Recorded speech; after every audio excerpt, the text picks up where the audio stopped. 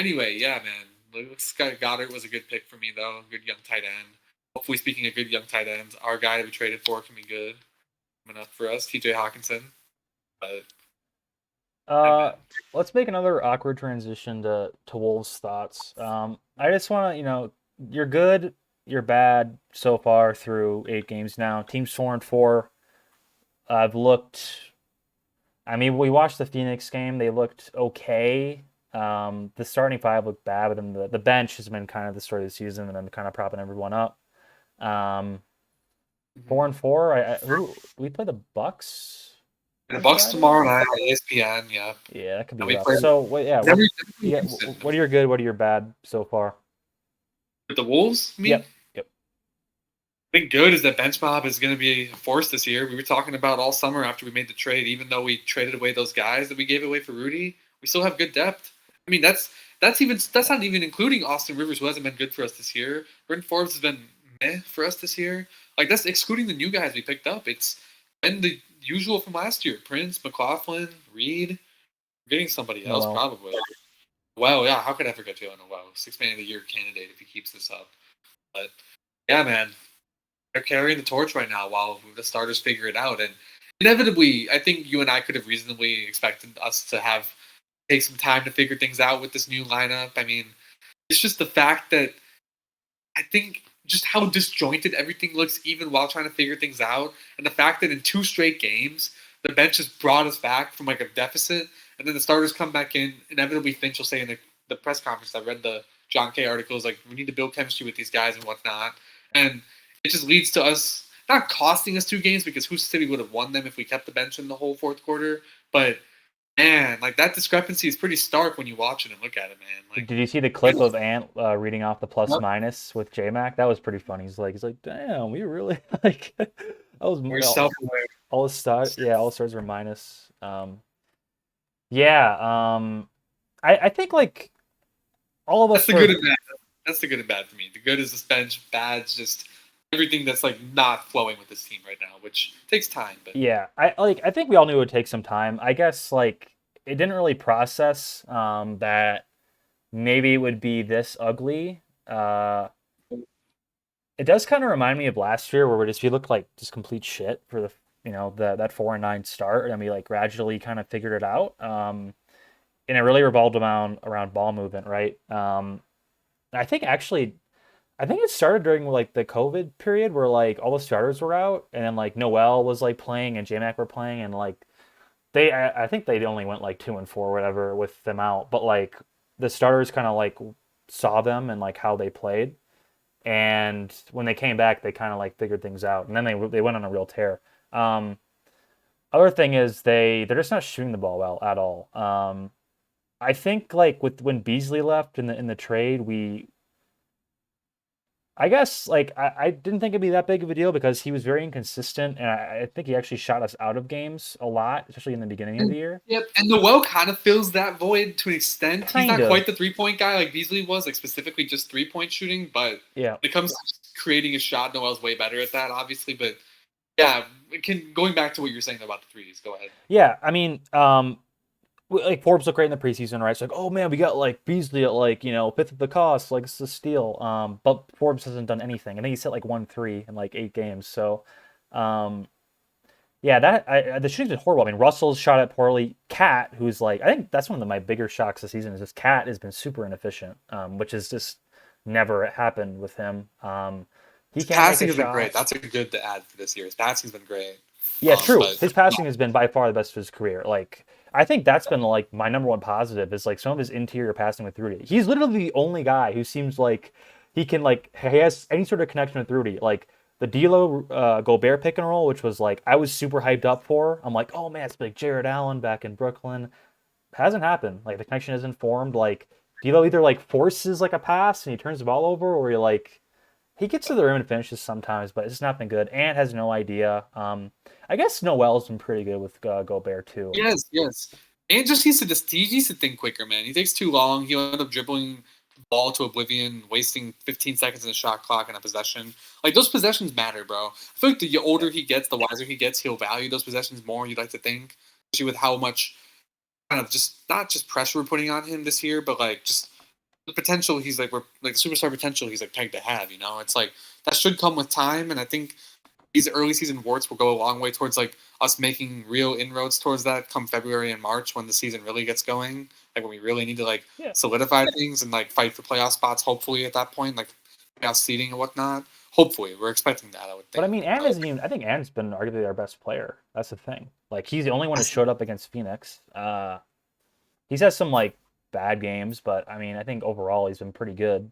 It's just the issue. The issue with Anchor sometimes is that the thing is when he gets going, it sometimes comes to the detriment of the flow of the offense. Like it's a lot of ISO heavy, which is very exciting to watch. Like I love it. Don't get me wrong; he's my favorite player on the team. But it also just sometimes like when it comes to trying to mitigate these issues that have plagued us early season with flow and everything offensively, it's sometimes antithetical to what we maybe need, which is something that we kind of have to. It's very paradoxical because we got to figure it out because Ant's like really creating a lot of our offense and executing pretty good, pretty efficiently. I would say fairly efficiently. Sometimes his three, we all know he can have hot and cold 3-point stretches, but yeah, man, it's gonna take time, dude. I figured the easy schedule would still help us with a couple games here. I mean, Utah and San Antonio started off pretty good, which we couldn't have expected coming in. So maybe that stretch wasn't as easy as we initially expected coming into it. But yeah, there's so many like caveats with like this start. I feel like there's been like definite like good in like the 4-4, like Noel's breakout. I think like I mean, and it was a huge if honestly. Like I think I mean I'm a big Noel guy. I think like if you watch Wolves the last couple of years, like you can see his talent there, but like he's mostly been really good stepping into like way more minutes, which has been awesome. Like Cat's passing has been good, and for the most part, looks like he's better. And we're 4-4, and not looking that great. And the schedule has been harder than I think we ever thought, like you mentioned. And we're shooting. I'm just looking up here. We're shooting 32% from three, which is 25th in the league. So you figure that will probably come back. Like that should improve. And shooting solves a ton of problems. Especially modern day NBA, it does definitely. So yeah, there's reason for optimism, but yeah, there's just so many like negatives. Like they've looked, I think, horrible on defense at times. Like this, no one knows like what they're doing. Like no, people like they're not people like will come down the floor and like no one's even picking anybody up.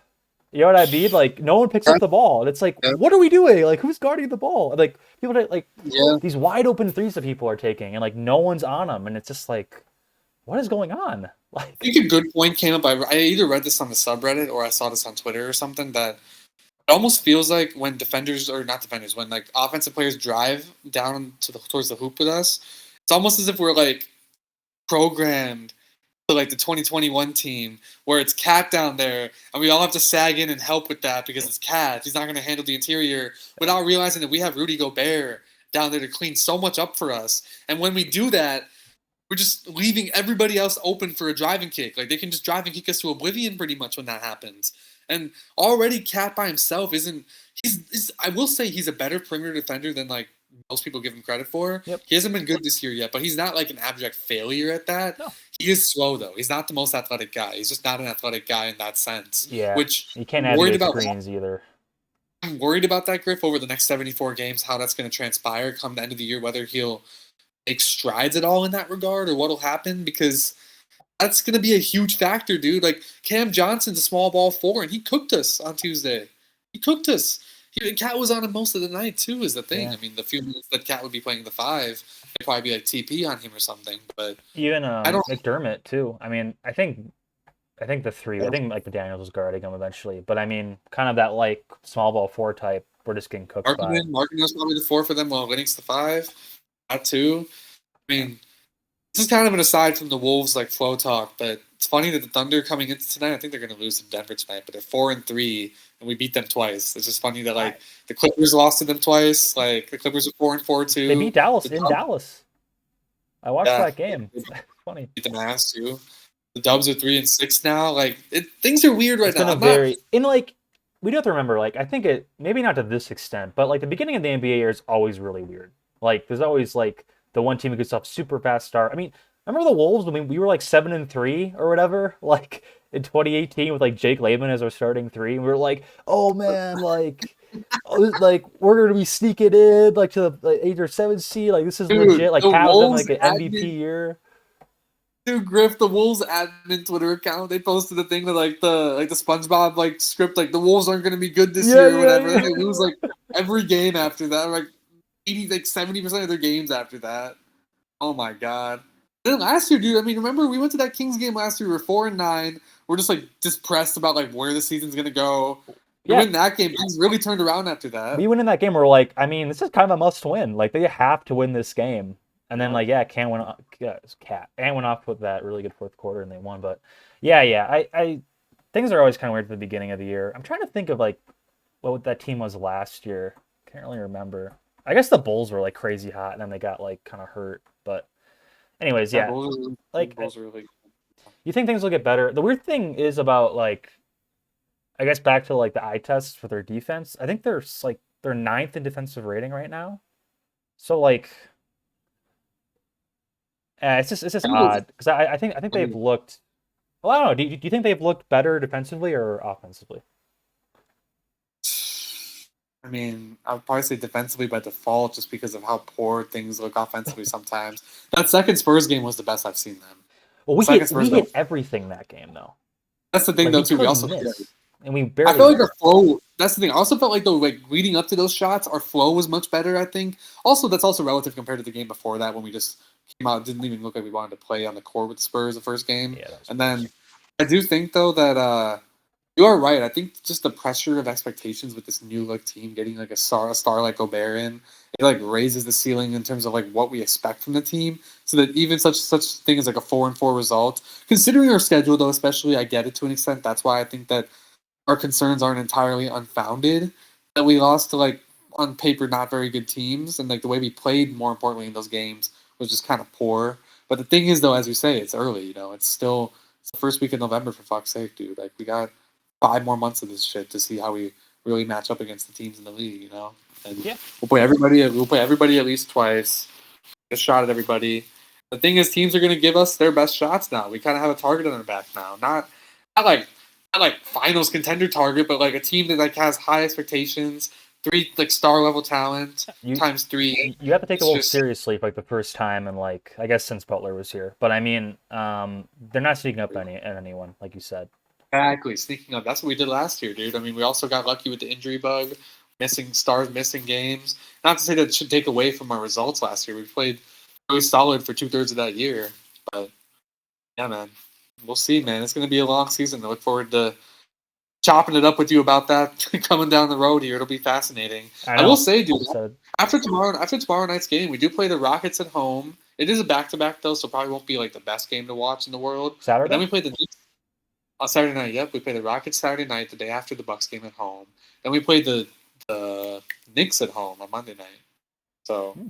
it could reasonably go 5-4 if we get the job done. But I still think we'll find a way to lose one of those games. I don't know which one, the Rockets or Nets, or I mean Knicks. Um, I don't expect us to beat the Bucks tomorrow. I mean, that's just. I saw that Rudy and Ant both have like an illness or something right now, so one They're or both. both might not even play. Are the Bucks still So undefeated? they beat the. I think they beat the Hawks yesterday. They beat somebody decent No, yesterday. they no. The Hawks. That was a great game, that Hawks game, but they played somebody else. Somebody else. Anyway, They're 7. They're 7-0, I think though. Yeah, they're 7-0. pretty pretty amazing team. Um, anything else on the Wolves? Oh, dude, I think I'm okay for tonight with the Wolves. Big game tomorrow night. Obviously, don't expect us to win that, but been clunky. Definitely been clunky. Easy for us. I mean, being Wolves fans for a long time to go Doomer pretty easily. I was going pretty Doomer watching the game on the phone with you on Tuesday night. That's for goddamn sure. Trade Cat. Still might think about that though down the road if things go like with if he doesn't make improvements in certain After respects. this Like year, I think it's well, they have to be really bad this year for him to trade Cat, but there'll be something to consider. One thing I want to ask you that I forgot. The whole Ant thing and like him like going iso ball and then like kind of ruining the flow of the offense. It's weird yeah. because I think when he's with the starters, that is like abundantly clear that it's like it's very like your turn, my turn, and like That's the nothing is thing, going dude. well. But like his Uh, best lineups of the year, and by far our best lineups has been the J-Mac, Ant, Noel, Nas, Reed, and I think I want to say Prince lineups. probably TP. Yeah, that makes sense. So it's like, and he's scoring really well with that. but he's still obviously like maybe he's playing making better in those lineups, but I think to a certain extent like he still has that iso ball. But he's able to like drive and shoot a lot better. So I'm kind of wondering like Well, his draw game's improved incredibly. Just once he starts making more of those layups, I mean, he'll be averaging 27 a night for the next 5 years if he keeps that up. he needs to get to the line more. I think that's his thing. That's the thing, yeah. And I'm surprised to see that he hasn't dunked it once yet this year. I mean, I guess that kind of makes sense considering the foul. He's getting like he's getting harassed down low when he's like going up for shots. Oftentimes he doesn't get calls, which I do think is a little unfair to him. He definitely should have gotten a few of those. I am surprised he doesn't seem to get a lot of calls. Maybe he doesn't really sell it super well, I guess, because he just kind of That's the like thing. That's the thing, dude. The thing that Jalen Noel does so good, he drives in with his like full body when he's going into the hoop, and like he has his wicked euro. That euro's disgusting, but his hero's awesome, but like it's his only move. So like he'll do that and like he looks great and like it looks like very nuanced and he's like like it looks smart and it looks like a better move, but like half his other drives, he just like barrels in like straight line drive to like to the shot blocker who's just like either blocks his shot or just goes like straight up and it's like I don't know, like even if it is a foul, like they're not gonna call that. Like you have to be a little more. He used to take a page out of A. Wiggins' book back in the day, do a spin move. A. Wiggins patented spin on the drive. It was I think it was Wiggs. Someone said it's like his floppiness, because like he was always kind of out of control because he could never dribble that well. So every time you get hit, you'd be like, and you get called for the foul. Yeah, dude. Honestly, I wonder if there's ever like if Ant can ever unlock this in his bag where he like drives in, like, kind of does like a spin and then like fakes the spin and like comes back out for like a little mid-range pull up, like an 8-foot shot or something like that. Whether he could get that down the road, because that could be nice. The amount of momentum that guy builds, with eventually once he gets a little bit better shape this year, like how athletic he is, to like just obviously keep the defense on their heels and kind of just hit them with that. Like that could be something down the road. I'd love to see if he ever unlocked that move in particular. But I yeah, wouldn't, bro. I won't put anything past Ant. I think his bag has grown definitely a little bit. And he was talking about like his post game this year. I don't think I've really seen anything out of that, but I think the biggest thing with him is he looks like a better and better 3-point shooter, which is huge. And yeah, like his Euro has been really good this year. I think like the other thing is like his playmaking just has to be a little more consistent too. And honestly, his rebounding. It's because like he'll have games where he's like 29 and 2, and then he'll like could do like 22 and 9. So like obviously he has the capacity for it. It's just really tough. I think that it's going into the year we were like want this like superstar leap from Ant, but we also like needed so much from him defensively now. And with like Russell and Ant now like the main perimeter defenders, it's been kind of rough. And it's like Ant's a good on-ball guy, but off-ball he has a lot of work to do off-ball. But even on ball has been inconsistent, man. Like it really has been. Like it's not been great. Which like we really need him to be good on ball because D'Lo is awful on ball. I think that's kind of one of the main reasons defense maybe struggle is because D'Lo's been an off ball guy. Yeah, Griff, it's a mental thing with Ant. I feel like too, where it's like sometimes there'll just be matchups with like not even just the team they face, but just like the player he's going up against for the majority of the night. He just like doesn't view as much of like somebody to like really wake up for. Yeah, Dort. He's had this issue.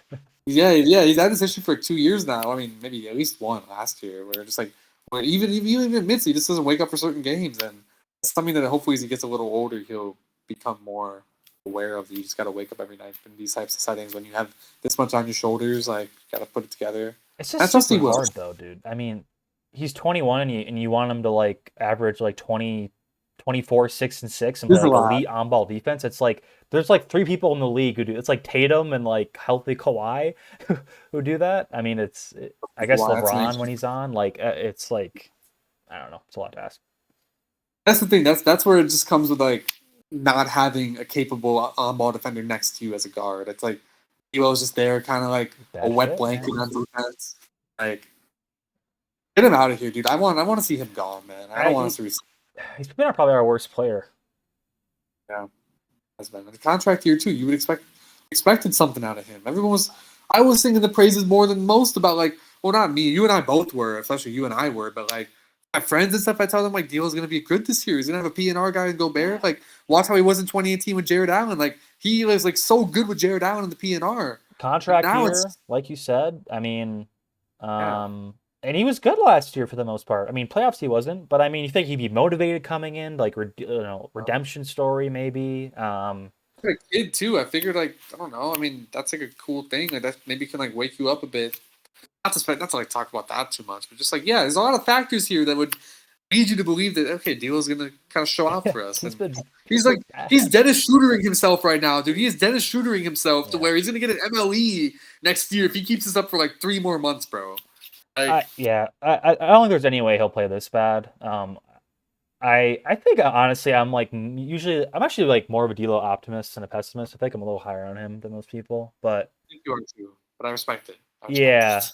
I honestly I think is like what I like about him like is I think he has pretty good like locker room presence and leadership, but only like when he's like on.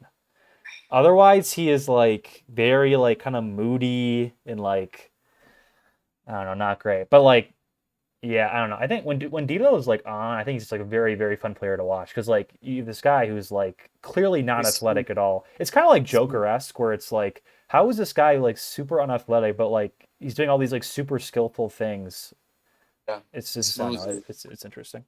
It's aesthetically pleasing. It is. Yeah, It's yeah. also just like And he's a good passer too. I mean, it's can be a good bet. He's just dumb. He just makes dumb decisions a lot of times. which is funny because he's always like he portrays himself as like this like super like cerebral He thinks guy. he's Chris Paul, but he's not. Is what it is. Yeah, I Like he know. literally like tried to patent that Chris. I mean, he did a good job last year doing the Chris Paul move so many times to draw fouls, like Yeah, he did. the rip through. But dude, like, oh, you're not him, bro. Like, I don't know. I get it. Like, I get D'Lo's like taking a step up on the court in terms of like even on the bench, like calling things out. Like that's admirable. I respect the hell Yeah. out of that. But you gotta show it up on. You gotta show up on the court though, buddy. Like there's a lot riding on you here. You're not just some like random guy on the team. Like, yeah, you're a fourth best player now, but that doesn't mean you're not like some just another guy. Like you are a guy who are potentially going to be paying 20. You probably want 30 right now. We're probably not going to give you more than 25 if we resign you. Like that's a lot. That's a lot on your shoulders still, dude. You need to kind of back it up. I think. And Yeah. it's not us as fans critiquing him. I don't think it's unfounded. I think he deserves a lot of it. No. He hasn't I mean, shown up at all this year. I mean, So we both like D'Lo. I think we both recognize that he's a very important aspect of the team. I mean, I think he was probably the biggest X factor coming into the season. Honestly, was D'Lo's play because it was like you have like your big three now, but like you do need a facilitator. You don't have any true like playmaker in the starting unit. Who's going to stir the drink? And D'Lo has been bad. I was last thing on the Wolves. Just looking up his on-off numbers. They're the worst on the team, at least in terms of offensive rating. His on-off is -20 in offensive rating. We're 6 points worse on offensive rating when he's on the floor, and 12 points better when he's off. Yeah, just been very poor so far, which has been disappointing because I think we all thought he'd have a really good year. he still could, dude. 74 games to go, but Oh, I'm just the absolutely, way it's been. It's absolutely. just, yeah, man. Either way, I mean, even if we lose to the Bucks, I'm excited to watch the boys tomorrow night and see what we got. I mean, should be a lively crowd. I mean, won't just be Wolves fans there, obviously. Yeah, it'll be fun. Milwaukee, right next door, should be a sizable Bucks contingent. Be a fun atmosphere. Remember that Bucks game last year we hosted them? It was like a 4 p.m. Saturday game. I think you watched it over at my place. Like, Yeah. it was a lively crowd, dude. Papev got ejected and everything. Is That was fun. the no Giannis game where we won by like 30? I think, yeah, Giannis did not play. That's a good point. I think he was rested because it was a back-to-back for them. But, yeah, that crowd was bumping. I mean, it should be bumping tomorrow night. It's been a good crowd in general this whole year at home. Yeah, I'm just looking up. We're like 6th in attendance right now. Wow, that's impressive. It's pretty funny. But all right, Big. You want to wrap this up with some Vikes talk? Yeah, dude, I'm not gonna lie, my computer's gonna die soon. Probably have to wrap it up soon enough. But I will say though, dude, Vikings 6-1. Commanders, they just traded one of their corners away, who apparently is a really bad. Like the Commanders play a lot of zone defense apparently, and like he was really bad at zone. They signed to a big contract a couple years ago. William Jackson's his name. He just traded him to Pittsburgh during the deadline a couple days ago. Apparently, like he's a guy who he's brought in. He's more of a man corner. He got his money from playing good man defense for the Bengals, but he was just not good in that defense. And they play a lot of zone apparently. I do know that I don't know if Kirk is the best at zone. I'm not sure if he's a zone or a man beater Where's this more so going, than. Vig? I'm just thinking about like the matchup. I'm thinking about the matchup itself, about the Vikings Commanders. Oh, gotcha. Defensively. 'Cause, like the Commanders, they have a good defensive line. Even without Chase Young, who's supposed to come back soon from his ACL injury. I mean, they still got a good defensive line. Jonathan Allen's an interior lineman. I think he's their best defender. Against our interior offensive line, it's not very good, besides Ezra Cleveland. He could feast. I'm a little worried about that matchup against our run game in this game. Well, But I it's don't know how well we're. Yeah. it's Go it's ahead. it's whoever goes up against Ingram, right? I mean, they saw last game where they shifted Watt, so he was primarily matched up against Ingram and he cooked him. Yeah. I do wonder if that's kind of the blueprint for kind of That's getting pressure on this team. Um, Yeah, yeah, it is. And I think the thing with Hawk is that apparently he's a pretty good. I didn't read the actual advanced metrics or not on this, but apparently he's a good run blocker in a zone running scheme Mm. as opposed to gap running. And we are a zone running team, so that could help. That could be a good boost for our run game. Not to mention the dynamic threat he poses as a pass catcher. And Kirk loves his tight ends. He's loved them for a long time. Even last year, Conklin had a good year with Kirk. he did. I'm bringing a guy like Hawk. I mean, Hawk's a much better version of that. I mean, he's better than Irv, that's for sure. Low bar, I would say, but I'm excited, man. I mean, it's a little bit of capital to give up second round pick, but I like that we're making moves with the situation we have in front of us, bro. 6-1 in a week NFC. Even the Eagles didn't look indomitable tonight against Houston. It is a short week, though, granted for them, but it's an open conference, and we're 3.5 games up on Green Bay. Basically 4.5 because we have the head-to-head on the whole division. We're 3-0 in the division. It's a lot. Nothing. I'm very optimistic with the Vikings, man. I mean, I think inevitably the Cowboys game will be a referendum of sorts. I think the Bills game we're already toast. Maybe that's just the Minnesota pessimist speaking of me, and probably you as well. But I don't know. I Either way, bro, 6-1, nothing to be ashamed of. No, I agree. I'm probably a little more pessimistic than I should be because they're 6-1, and even though I think they're a fraudulent 6-1, like they're still 6-1. Very, Um, very. Exactly. You win the games in front of you. Yeah. so yeah, I think they've been fine. I'm not huge on the Hawkinson thing. I think I will say Kirk loves his tight ends. I mean, Rudolph was like his safety blanket for like his first couple of years here. So I think that could be a really good fit. Second round pick seems kind of high, and I his cap it's pretty high next year. I think it's like around 10 mil. So it's like, Yeah. are we gonna re-sign him? Like we kind of have. I feel like it's kind of a sunk cost if we don't. So I don't know. We'll see. I'm not really sold on Hawkinson, but I think it's good. I'm kind of sad because I feel like it also kind of signals the end of Irv a little bit. Someone I think Are you sad about that though? That's well, what I because want to I think it hasn't seemed like the last like 3 years, like it's been like, oh, Irv's like the new breakout guy, like Irv's gonna break out this year, like And that's why I lost all faith in him because it's like he hasn't shown it I yet. Is know he gonna show it? yeah, he hasn't done it. So like The one thing we'll always remember about Irv Smith, bro, is that drop pass against Philly. That's the one thing that I'll true. remember of him. Like, Yeah. there's no good memory of him over the last 3 years that I'm gonna remember over that. That's gonna make me want to think that okay, we got to keep on going with this guy. Like, it's the NFL, bro. If you're not showing out of 3 years, no matter how high of a pick you are, you got to move on at some point, you know. And best case, Griff, we get in the playoffs. Irv's back and healthy. 2 tight end sets with Irv and Hawk, dude. That could be pretty nice. Yeah. It sure, Yeah. it sure as hell beats Irv and Johnny Munt. Like, come on now. Hey, Munt's been okay, Vig. We don't no Munt slander. Fine. I'll hold off for the first one. He's been fine. He's a touchdown. I mean, he's all right. Oh, he had a touchdown! Wow, dude! Wow. Big Johnny Munt stan. Yeah, I don't know. The you think they beat the Commanders? The good D line does scare me a little bit. Is Heineke playing? It is. It's a This double is- revenge this- game. yeah, Kirk's first against Washington. Heineke's first against his old team. I didn't even think about the Kirk angle for it. I was just gonna say Heineke revenge game, but you're right. Yeah, that's interesting. It'll be a fun game. Definitely a trap game. It is. It is.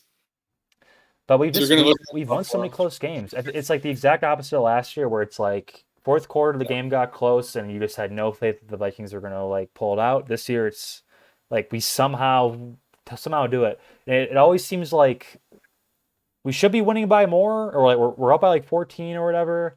Go into the fourth, they score, and you're like, oh god, like how are we gonna like let them back into the game only for us to like barely close the door at the end? That's how like it seems like it's been the last couple weeks. So we'll see how long that formula like holds up. But I agree. It's fun that the Vikings are relevant. Always is. I think Minnesota is probably a Vikings state out of any other team. Oh, we're number one, sure. Wild are probably close enough too for certain demographics, but yeah, I don't really care about the Wild as much. But yeah, man, it's gonna be exciting though. I'm looking forward to the Wolves upcoming winter. I mean, Vikings hopefully hopefully at least winning a game in the playoffs. You would hope, but yeah, I guess does the 2 seed have a bye? nah. 2C plays the 7 seed now, so we probably play like presumably. I mean, looking ahead, I mean, maybe the worst case, dude, in my opinion, would be if the Seahawks somehow win the West, the Niners end up with like a 9-8 or 10-7 record and end up being the 7 seed. I would dread that. I would dread a 2-7 with the It's Niners. it's it's a horrible matchup. Horrible, It's horrible, horrible matchup. That horrendous. D line would cook our interior offensive line. Yeah, They would cook us. yeah, And then McCaffrey, what would we do against McCaffrey and Debo? Let alone Ayuk and Kittle. yeah, Like, man. Donatel, I am not sold on, man. it's the most bend don't break defense I've seen in a while, and that's considering the Vikings have played bend don't break for probably most of my fandom. But it doesn't work So, against good teams. That's the thing. yeah. It works against like bad teams and maybe some mediocre teams, but yeah. Yeah, I mean the thing is, people like to say like the Ed Donatel zealots, if you will, like to say that we only gave 24 to the Eagles. It's like, dude, they were up 24 to 7.5. They could have given us 38 if our offense did anything in that game. I think like they could have put up more points if they wanted to. Who is Respectfully, standing for Ed Donatel? that's the joke. I don't think anybody Okay, I actually was is. gonna say there's no There are some way. people.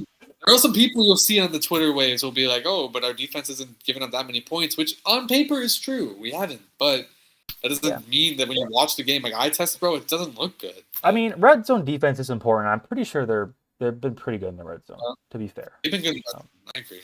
I agree. so I don't trust the defense at all. I mean, Big Z showing out the way he has, that's pretty crazy. I it's think been he won an awesome. NFC, he won NFC I Player feel of like the has Month. Hunt done anything this year, man? I feel like he's been super quiet. Yeah, he has been relative to Z, especially. I will say though that to his benefit, this is his first time playing in a 3-4, whereas Z's played in 3-4 for his whole career. So I do think that like is worth considering when thinking about comparing those two, which is easy to compare because they are your two kind of premium defensive ends. Mm-hmm. But yeah, dude, I think Daniil will have a good second half. That's what I'm hoping for. There were rumors that we might trade Daniil for somebody big potentially. It wasn't like real rumors, but it was just like it had been mentioned more than once I'd seen online that like, oh, what if we trade Daniil Hunter? And I would hate that if we had ever done that. At least for this year. Like maybe if we suck next year, go ahead. But like right now, dude, we're like the second best team in the conference. Like, why would you do that? So glad we didn't. I hope he'll step it up though. It's also been a tough year for him. I think I agree.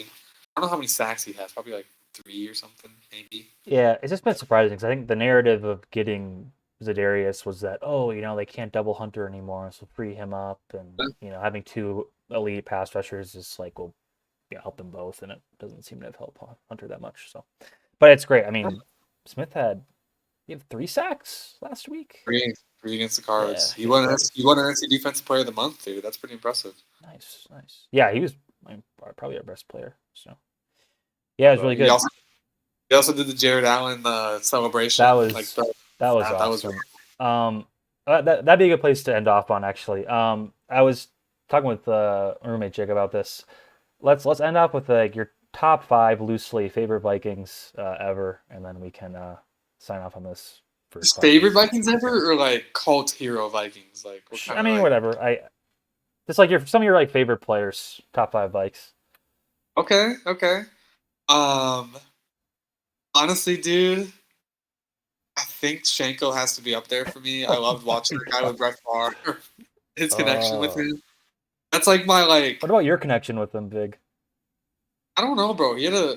His name starts with a V. My name starts with a V. That drew me to him, and inextricably we were just linked after Same that. initials.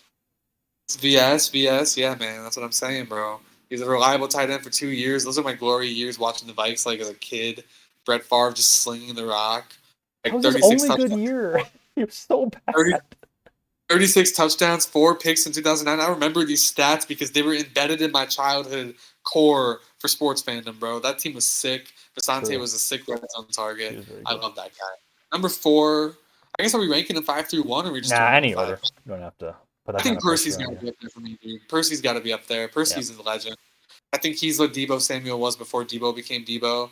If Percy Harvin played in today's NFL, dude, I don't know what's stopping him besides his injuries and migraines. Like that guy is just he had Hall of Fame talent, dude. Legitimately, In terms of really like sad. fun players to watch, I think he's probably like top 3 for me. It's like him, AP, and like honestly like Jefferson. But he was so fun. I mean, for a guy that small, he would run so hard. Just take Yeah, people on. It was like, you're just waiting for him to get hurt. But yeah, he was really really fun. absolutely. I really liked him. I think on a defensive end, this is a little younger, so maybe didn't understand. Maybe I don't know what the advanced stats say about this guy's legacy as much as the Vikings been a linebacker, but EJ Henderson, man, I liked him a lot. I really liked EJ. I mean, I was actually like, this is like 12-year-old me, but I was legitimately sad when that guy broke his femur in Arizona one night. Like, basically set back his entire career after that. He wasn't super old then either, but those years he played, just a tackle machine. Chad Greenway got all the plaudits, I would He say, like did. for the rest.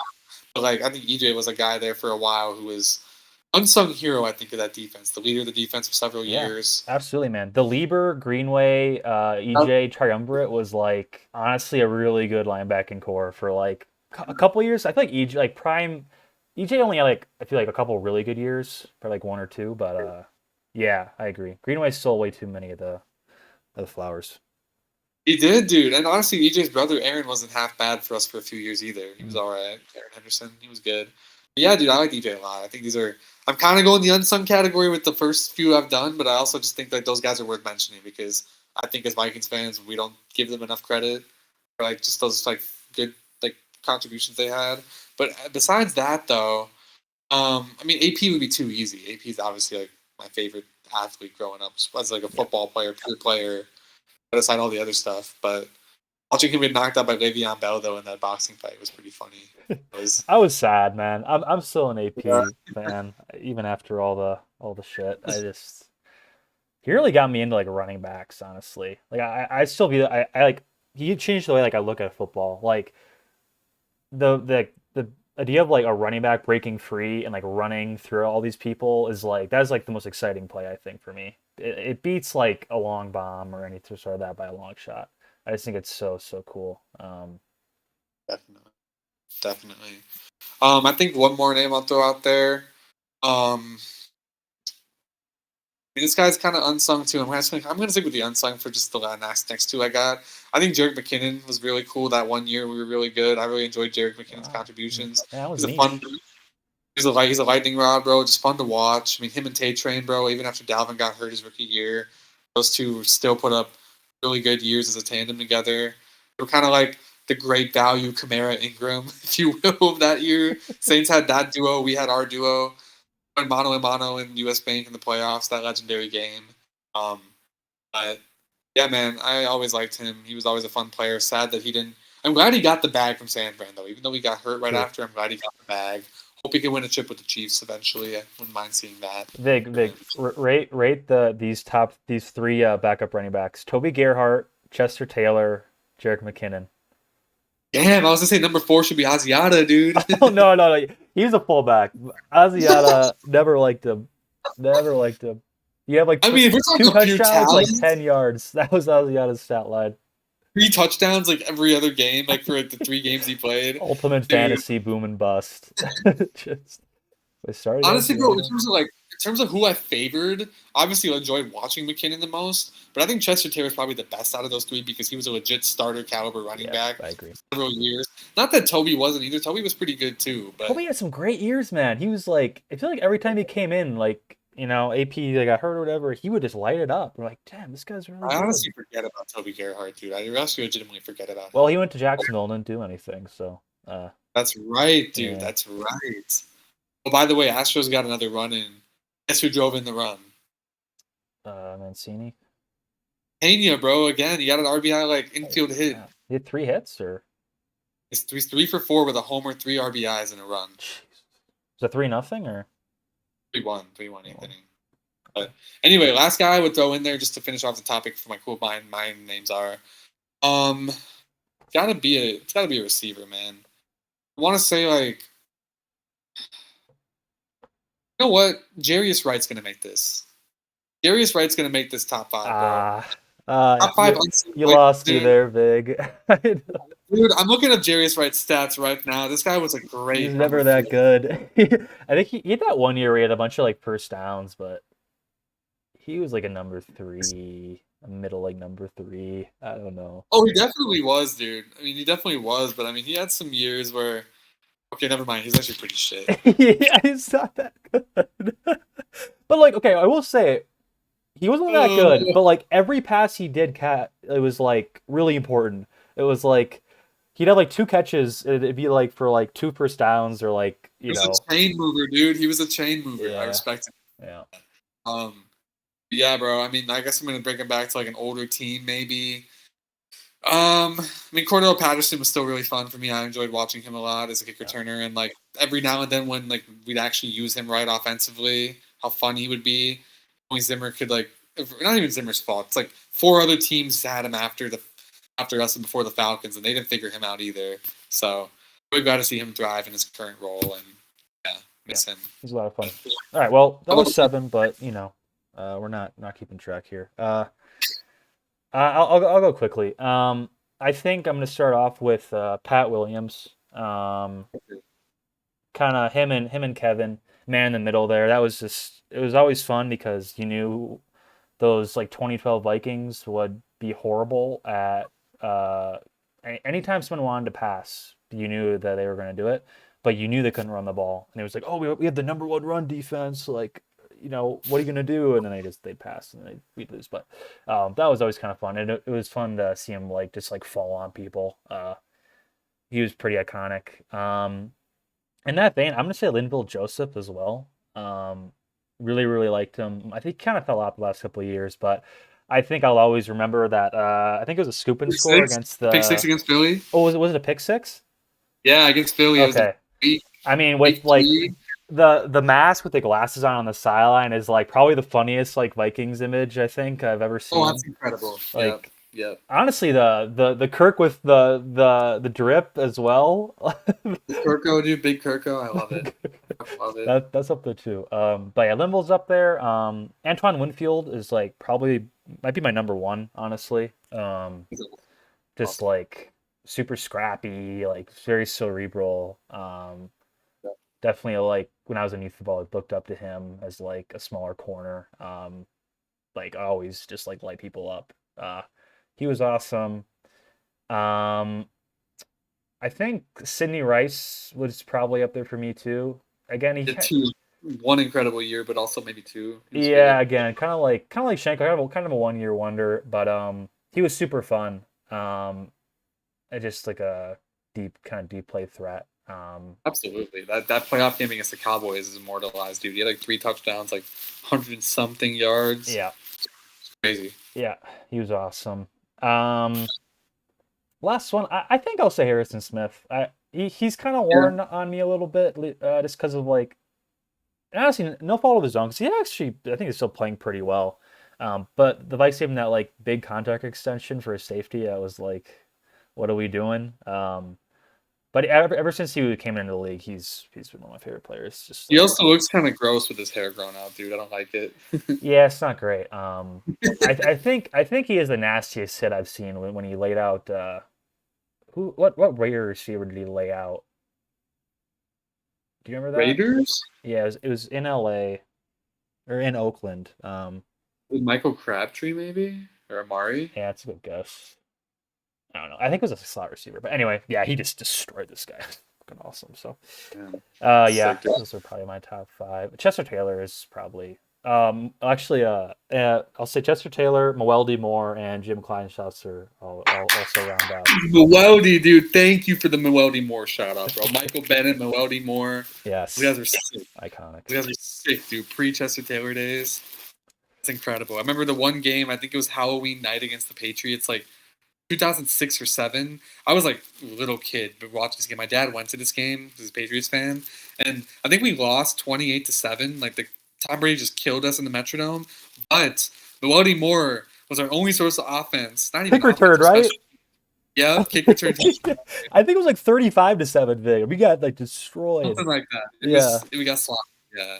So that's a great shot, though, dude. Overall, very good list. My list was definitely not like just the 5 my favorite. It's more like unsung guys, but I think Shanko deserves it, bro. Shanko's sick.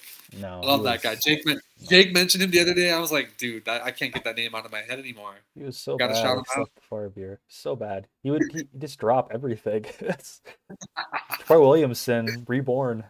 Just Is it horrible. Troy? Tight end Troy? Tight end Troy. I think it was Yeah, pretty dude. telling Overall, too that none of us had any quarterbacks. Kind of speaks to the Vikings experience. I wanted to say Case. I was gonna say Case, but I felt like that would have been too easy just to I would have talk about said that one. BJ, man. That. Brad Johnson. Oh, that BJ. Oh shit, dude. I was thinking like Brooks Bollinger or something like that, bro. I had like or Gus Perot, maybe 08 Vikings Gus Perot. Division I like division Matt champ. Castle was up there for me. True. Matt Castle He was was, nice. yeah, I don't know. All right, man. I think fun first edition of the Grigg and Rig show. We're about hour 45. Just flew by. Really? Oh my Yeah, gosh. but yeah, had a lot of fun. Mark, I think next episode we'll try to get a guest on. See where it goes. But yeah, dude, it was fun. It was fun. Definitely like kind of working through first episode kinks, just like flowing through things. Lots to talk about like we did, but I think tying it off with the bow with the Vikings like top 5, that was nice. I like that. yeah, no, it was a good time. We'll definitely we'll hopefully improve. I gotta like figure out my lighting situation. This is horrible. You're like you need to keep your head there, otherwise I the know. lights just overwhelming. I had to shift my chair over like a foot just to like stay in front of this thing. All right. Yeah, dude, overall, really glad we can make this happen. There's many more to come, and we'll go from here, bro. Cool. All right, man. Take care. Hopefully, Grigg and Rig signing off here. All right, signing off. All right, see you, everyone.